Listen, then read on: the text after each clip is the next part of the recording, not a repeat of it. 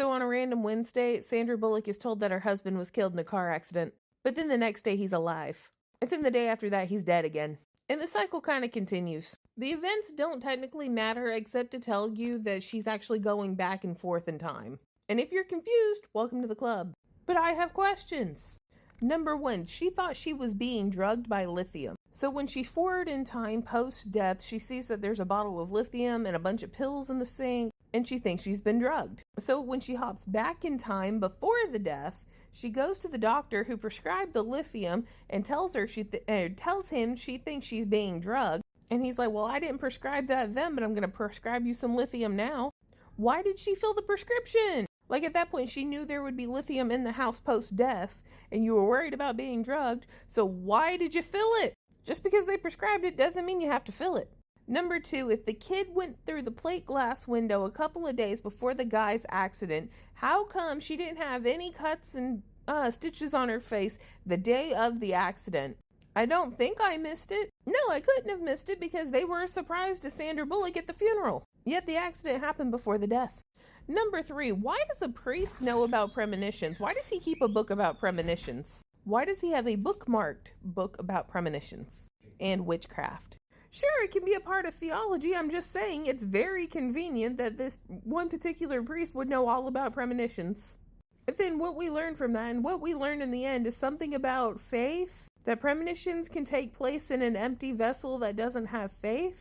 But I don't know what that has to do with anything in this, because he dies anyway.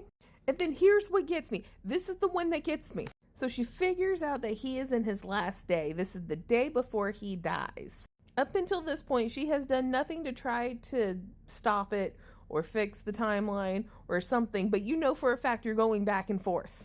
She could have done anything to at least try to stop it, and none of it had to be overly complicated. She knew about the affair a couple of days beforehand, so she could have made a big scene, got him fired. She could have gone into the office and made this huge fucking stink and gotten him fired, so then he wouldn't have to go on the trip even though it wasn't actually a trip.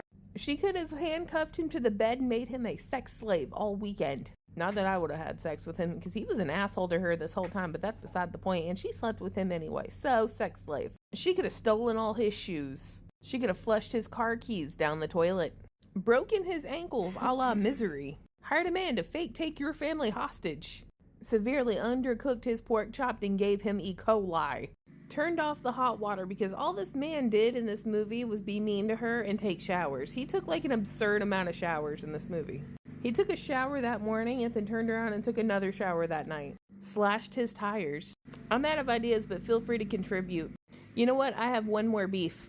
The funeral home. So we get to the church, and she doesn't believe he's dead because this has only been, I think, day 2, day 3, somewhere in there. And the hearse is outside. They haven't, taken the casket out of the hearse yet. And she walks up and she says she needs to see him. They didn't give her a last look.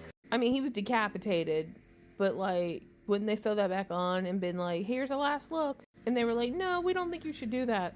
Isn't that a liability policy thing? To make sure your loved one is the exact loved one that you are burying? Either way, this was a ride. 4 out of 10 for just being fucking goofy. Okay, bye. There is superstition, writings on the wall.